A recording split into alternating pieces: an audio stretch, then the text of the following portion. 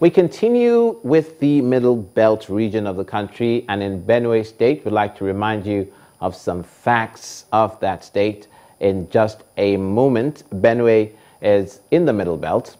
It's called Nigeria's food basket for a very obvious reason that a lot of food crops and agricultural produce comes from that area. It is in the North Central, as I mentioned, and was created in February 1976. And did you know that Benue State is named after River Benue? As far as natural resources go, it has an abundance of agricultural produce such as yam, rice, beans, cassava, sweet potato, a lot of maize, soybeans, millet, sesame. So it's Nigeria's larder or fridge, if you like. It accounts for over 70% of Nigeria's soybean production, and it also has a lot of tree crops that you're not seeing there, such as oil palm, mango, orange, cashew nuts, cola nuts, and livestock as well, from goats to sheep to pigs, and fruits in great abundance. Benue State has 23 local governments. Its capital is Makurdi, and its governor, Samuel Ortom. To the south-south, the Niger Delta Development Commission, the NDDC, has appealed for more cooperation amongst partners in the region to quicken the pace of development. The NDDC Chief Executive Officer, Mr. Bassi Danabia, made the appeal during his inspection of the 8.4-kilometer Etebi-Oruko Road in Esit Eket local government area of Akwa Ibom State. According to him, the public sector development remains a platform for collaboration among stakeholders in the region. This is Etebi-Oruko Road in Esit Eket local government area of Akwa Ibom State. Today, this 8.4 kilometers road is getting a special attention.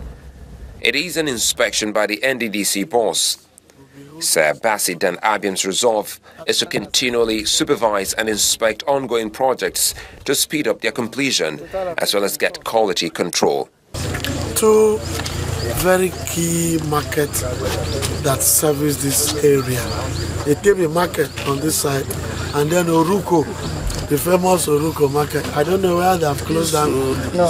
So this road link, it opens up a lot of history.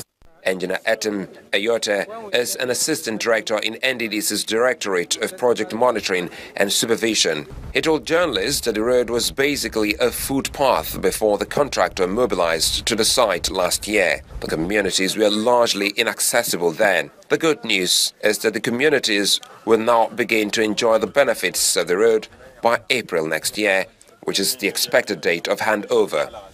They started work last year. We expect the contractor to use the next dry season to finish it. So effectively by March, April next year, the project should be handed over for commission. Some leaders of the benefiting communities were at the project site to receive the NDDC managing director and his team. One after the other, they commended the Commission's development in their communities. Chief Okun Asuko is a village head of Oruko. Another elder from Oruko, Chief John Akaiso, thanked President Muhammad Buhari for retaining the current management of the NDDC, in spite of rumors and misinformation by detractors. The Etebi-Oruko Road, when completed, would link two local government areas and open up a lot of communities he'd had a cut off from economic opportunities. The road was awarded in 2014 and is expected to be completed in April of 2016. Now to the Akwa Ibom Governorship Election Tribunal, which is holding in the Federal Capital Territory, its reserved judgment in the petition filed by the All Progressives Congress and its governorship candidate, Mr. Umana, challenging the victory of the governor, Emmanuel Udom, at the April 11 election in the state. The chairman of the tribunal, Justice Sadiq Umar, reserved ruling following the conclusion of hearing on the petition. At the adoption of the final brief, Governor Udom asked the tribunal to dismiss the petition for lack of merit. In the same region, but over to Edo State, Governor Adams Oshomole has reiterated the desire of his administration to finish strong, hence the need to engage fresh brains to steer the ship of Edo State affairs. Governor Shomole said this during the swearing-in ceremony of 2 new commissioners into his cabinet at the Exco Chambers Government House in Benin City, the Edo State capital. The new members of cabinet are Tom Uloko for the Ministry of Local Government and Chieftaincy Affairs and Gideon Obahan for the Ministry of Education. Seat inside the Exco Chambers of the Government House in Benin City, the Edo State capital. A gathering for the new swearing-in ceremony of new commissioners into the cabinet.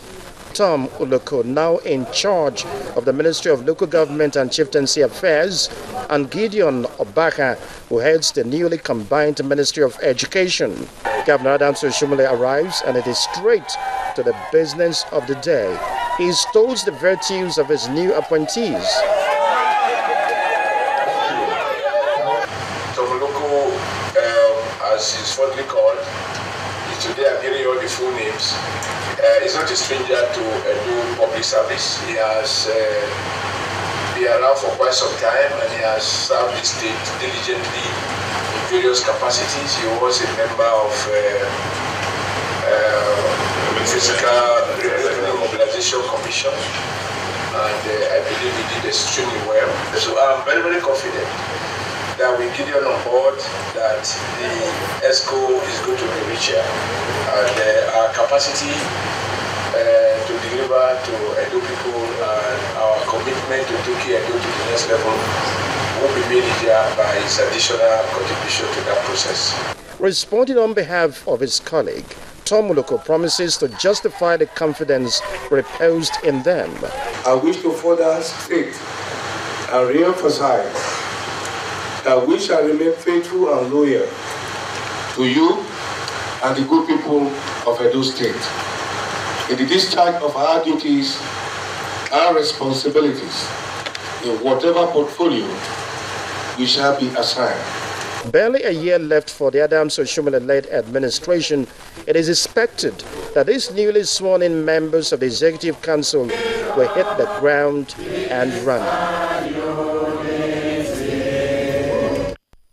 And we'll stay in Edo State. The Petroleum and Natural Gas Senior Staff Association of Nigeria, PENGASSAN, has urged the federal government to urgently revisit the Petroleum Industry Bill as part of its ongoing reform in the oil and gas sector. PENGASSAN National President, Mr. Francis Olabode, said this at the opening ceremony of a 2-day management training for zonal and branch executive officers of the association in Benin City, the Edo State capital. The 2-day training is aimed at enhancing the capacity of the association to deal with industrial and labor relations issues between members of the association and their management. Cases of industrial face-off between oil workers and their internal management or the government usually have negative impact on Nigerians and the nation's economy. To tackle this challenge, the Petroleum and Natural Gas Senior Staff Association of Nigeria, PENGASSAN, initiated this 2-day intensive management training for its zonal and branch executives in order to equip them with the adequate skills needed to manage labor issues in their domain. One of the problems we have had over time had been our inability to understand clearly the direction or the focus of unionism.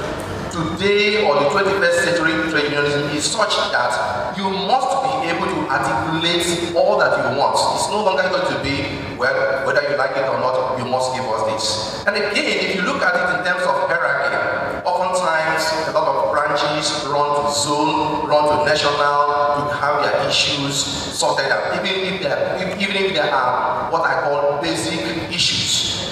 Our leaders at the branch level must be equipped to the extent they can at least manage what I call day-to-day higher issues. Away from the training, the national president of PENGASSAN, Mr. Francis Olabode, lauds the Buhari administration for its efforts in reviving the nation's refineries. refineries are working. You're also going to make sure that it results in less imposition of subsidy. We also know their age, but less imposition of petroleum products. You can also now look at that. Yes, money are going to be plowing into importing. You can also diversify it to other sectors of the economy. The PENGASSAN national president also wants the present administration to urgently revisit the petroleum industry bill. But we have a legal framework for the oil and gas. The issue of pipeline battalions will be taken care of. The issue of non-payment of cash costs has also been held, is also going to be taken care of. The issue of subsidy, the issue of the state of our refineries and everything.